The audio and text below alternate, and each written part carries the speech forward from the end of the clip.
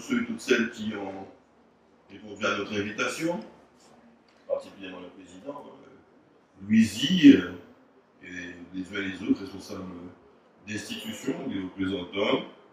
Je tiens à féliciter tous les protagonistes de ce projet que nous inaugurons aujourd'hui. Sans exception, je ne vais pas les citer tous, de crainte d'en oublier quelques-uns. C'est un travail vraiment collectif, c'est le travail d'une équipe, au niveau de la ville, au niveau de des concepteurs, des maîtrises d'ouvrage délégués, tout ce qu'on veut, la CIMAG.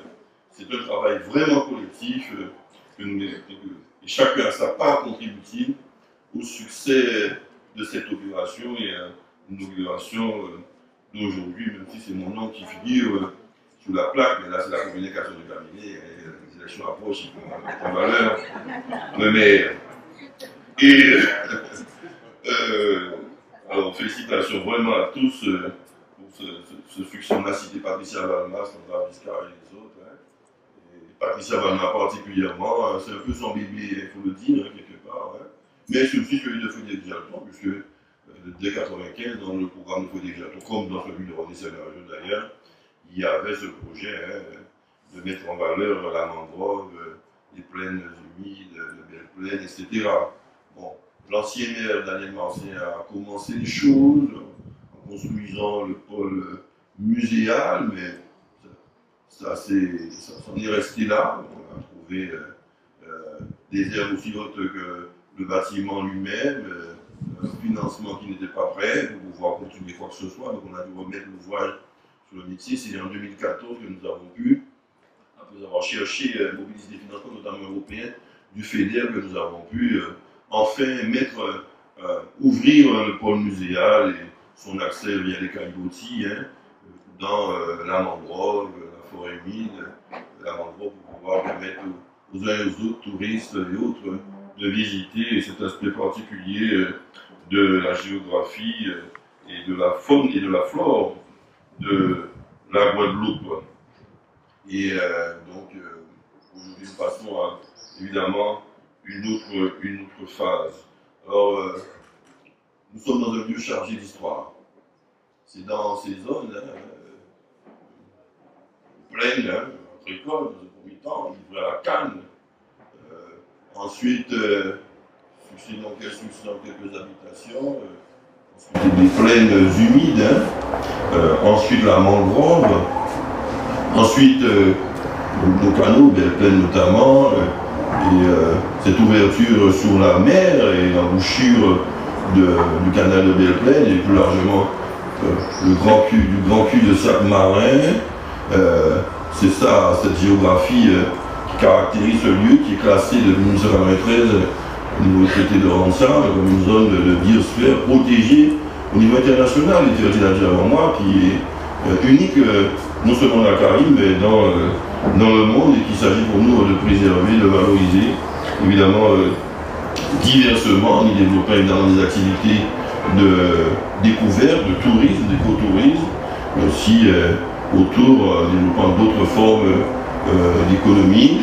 C'est ce à quoi nous nous employons aujourd'hui, avec ce grand projet d'éco-quartier de Périn.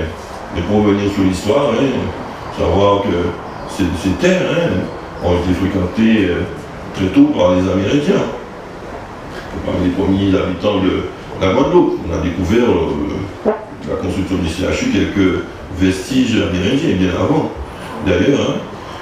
Et donc c'est une terre chargée d'histoire. Ensuite, évidemment, il y a eu la période esclavagiste, les nègres marrons, les nègres marrons, en Guyane, ils allaient dans la forêt, mais ici, ils se réfugiaient dans la mangrove, les abords. Ils y cultivaient, ils ont pratiqué l'agriculture, les cultures maraîchères, vivrières, quelques formes d'élevage. Et ensuite, après l'abolition de l'esclavage, des affranchis, etc., certains ont pu bénéficier de colonnage, descendants d'esclaves, je crois. M. Doulou est là, son père, ses grands-pères, ses grands-parents sont descendants de ces hommes. Ils ont été colons, ils sont les descendants d'esclaves qui dépendent jusqu'à maintenant. Cet héritage de leur grand arrière grand-père, je te cherchais beaucoup, il va pas me démentir. Donc ce sont des terres chargées d'histoire. Et même après l'esclavage, il a encore fallu que tous ces colons mènent des combats contre les descendants esclavagistes, qui voulaient, ne se contentant pas des terres qu'ils avaient, voulaient aussi étendre leur propriété sur ces terrains occupés par les colons descendants d'esclaves. Donc c'est vraiment une terre chargée lourdement d'histoire dans laquelle s'inscrit ce projet, de sorte qu'il y a non seulement une dimension écotouristique, mais aussi historique, scientifique évidemment, parce qu'il s'agit d'étudier la faune et la flore exceptionnelle, endémique, de ces territoires, et toute cette convergence de problématiques, d'intérêts, fait que cette zone a vraiment une très grande vocation et qu'il fallait quand même qu'on puisse créer des structures, des équipements d'accompagnement sans bétonner ce secteur, et je crois que nous avons quand même réussi, et les institutions de l'État et autres veillent à ce qu'on ne bétonne pas le terrain, ils ont raison, créer des structures pour pouvoir être réceptacles de cette économie diverse, de cet apprentissage historique, de ces études scientifiques, etc. Donc ce projet Taonaba, on l'a cité, 10 millions d'euros, avec son pôle muséal, avec son pôle d'accueil, les sentiers, les caillebotis, le canal de Périn, du point à propos jusqu'à l'embouchure du canal de Belle-Plaine, créer des structures que nous avons aménagées, que nous avons valorisées, pour mettre en œuvre et en musique toutes ces économies diverses. Et donc, je me réjouis que ce projet voit le jour. La ville des Abîmes, on ne l'a pas dit, et c'est quand même 50% du financement. L'Europe est éminemment présente, la région également à nos côtés. Bon, c'est vraiment un projet qui est le nôtre et qui est accompagné par les institutions de la République. Nous en réunissons, nous les félicitons, les remercions bien bas. Alors voilà, donc dimension historique, dimension économique, écotourisme, agritourisme, agro-transformation même, parce que nous en parlons des GFA dans cette zone, mouvement foncier agricole, ils produisent l'agriculture, ils pourront alimenter l'agroparc porté par Cap Excellence, transformer les produits agricoles pour pouvoir nourrir le marché local et quelque peu procéder à l'exportation et nous inscrire résolument dans le développement durable qui consiste à produire, notamment en termes d'agriculture, à transformer avec nos industries, l'agro-transformation notamment, à consommer localement au plus près, de sorte de réduire les déplacements de frais de transport aérien ou maritime qui produisent du gaz à effet de serre et contribuent au réchauffement climatique. Donc c'est dans cela, tout ce projet qui peut paraître un peu anodin, banal, s'inscrit dans ce grand enjeu qui nous concerne et qui concerne l'avenir non seulement de la planète, mais de l'humanité. Quand on voit dans l'actualité récente, en témoigne, on a vu à Sydney, qui est une grande capitale, une grande métropole en Australie, mais il y a des gens qui couraient dans tous les sens dans la rue parce qu'ils n'avaient plus à respirer. Du fait des phénomènes d'incendie qu'il y avait un peu dans les parages, du fait du réchauffement climatique, on en est là. Les infirmières même disaient qu'ils vont quitter l'Australie parce qu'ils ont peur de mourir étouffés, ils vont quitter Sydney. Donc on en est à ce point et nous devons donc impérativement inscrire tous nos projets dans le développement durable de ce défi climatique. Sinon nous nous égarerions et nous serions à côté de la plaque. Et ça c'est vraiment, si je donne un conseil aux jeunes qui veulent s'engager en politique, c'est de prendre à bras le corps ce dossier. C'est leur amener notre question de leurs enfants, de leurs petits-enfants. Okay? Aucune politique publique ne peut éluder la question du défi climatique. Okay? C'est comme si nous avions un bateau, c'est comme si le Titanic collait et qu'on était encore de se disputer les places, les meilleures places au bal du commandant. Ok? Alors que le navire coule. Donc il ne faut pas se tromper de sujet, il faut prioriser les choses et s'attaquer aux vrais enjeux. Et le reste doit s'adapter à ces besoins. Je ne dis pas le contraire. On ne doit pas s'adapter au réchauffement climatique. Ok? Simplement s'adapter. Il faut qu'on doit prioriser le réchauffement, le combattre. Ça c'est un vrai enjeu, c'est le combat. Mais je dis toujours, je dois entrer dans un parti, je ne suis plus dans aucun parti, j'ai toute association à faire. c'est vraiment un parti écologique, il faut se battre. Et les jeunes, c'est le message que je peux vous lancer aujourd'hui à l'occasion de cette inauguration. Prenez à bras le code votre avenir. L'humanité est en danger. Quand on dit l'humanité, c'est la civilisation humaine, telle qu'on l'a connue depuis des décennies, depuis les cavernes, en passant par la civilisation égyptienne, grecque, romaine, etc., les civilisations contemporaines. On sait que tous ces problèmes peuvent engendrer des problèmes d'accès à l'eau, de sécheresse, il n'y a pas d'eau, pas de l'agriculture, ça crée des guerres, accès aux matières premières, il y a des gens qui sont en danger chez eux, ils courent dans d'autres pays, en Europe, avec des phénomènes migratoires massifs, ça déstabilise les démocraties, les partis totalitaires, notamment d'extrême droite, en profitent pour entrer au pouvoir, donc c'est la démocratie même qui est en jeu, etc.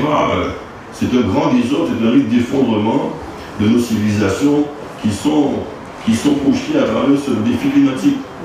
Et donc, il faut faire attention, hein, c'est bien le président Chirac qui disait que la maison brûle et nous regardons ailleurs. Ok? Et il avait raison. Et donc c'est un combat, je vous invite à le mener. Nous, à notre échelle, évidemment, c'est Gondigui qui avait tiré, chacun à son niveau, au niveau communal, au niveau régional, au niveau départemental, au niveau national, au niveau international. On doit mener ce combat. Alors ce projet s'inscrit résolument dans le développement durable, un projet dans un lieu chargé d'histoire, dans une topographie singulière, dans le cadre du plan local d'urbanisme que nous avons mis en place, dans le cadre de grands concepts, en tout cas internationaux, ensemble, la protection de la biosphère, dans le développement durable, l'agenda 21, et qui va créer quand même de l'activité pour créer des emplois, aussi bien l'agritourisme, l'écotourisme, le domaine scientifique pour les études, et dans le domaine sportif, parce qu'on peut aller en canoë-kayak, on peut aller en paddle, quand on appelle ça paddle, tout ce qui est non motorisé, sur du pont à Popo, jusqu'à l'embouchure du canal de Belle-Plaine, et à pied, et sur les sentiers, on peut aller en VTT, en bœuf-tirant, à dos de cheval, poney, cabouette, etc. Tout ce qu'on veut en VTT, on pourra se balader, profiter du caractère enchanteur et de la magnificence de ce paysage. Je vous invite à faire le parcours en bateau. Je crois beaucoup de Guadeloupéens et d'Amiens ne connaissent pas ce secteur, et vous pourrez découvrir la magnificence du canal de Belle-Plaine. Et donc, il y a beaucoup à faire, il y a beaucoup à gagner, il y a des emplois à créer, il y a des jeunes à insérer, il y a aussi un grand combat à mener pour sauver, non pas la planète, puisque la planète survivra. Elle a survécu à cet astéroïde, comète qui est tombé dans le golfe du Yucatan, okay, qui a détruit l'ensemble des dinosaures pratiquement. Ok, et quelques animaux ont survécu qui, de proche en proche, ont créé l'espèce humaine. Ok, et donc la planète ne va pas disparaître. On peut mettre une bombe atomique et le chauffement peut faire ses dégâts, mais la planète va continuer à exister. Il existera pour quelques espèces animales pour pouvoir continuer la biodiversité. Mais nous ne serons plus là. L'espèce humaine aura disparu, il en restera quelques vestiges. C'est ce dont il est question, et ce à quoi je vous invite à vous battre pour préserver la civilisation humaine, éviter son effondrement. Et là, c'est un grand enjeu. Nous apportons notre modeste contribution, tout en étant plus terre à terre, en luttant contre le chômage, en luttant pour les loisirs de qualité, etc., etc. Et tout ceci est sous-tendu par ce grand défi qui pèse sur nous comme un couvercle, et qui nous menace comme une épée de Damoclès.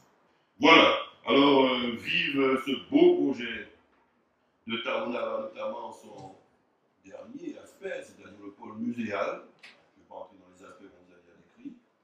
Et c'est pas son pôle muséal, son pôle d'accueil. Et donc la jonction entre le pôle d'accueil et le pôle muséal, les sentiers, etc.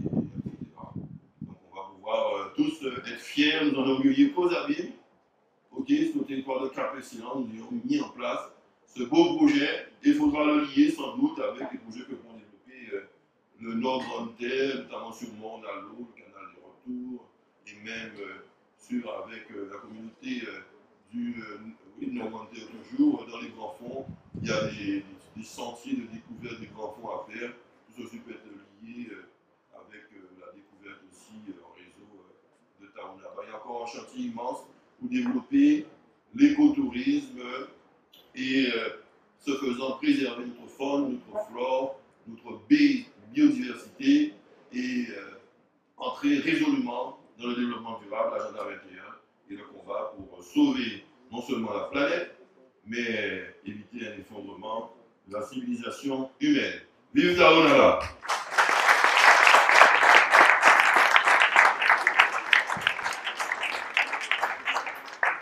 Merci, monsieur le maire.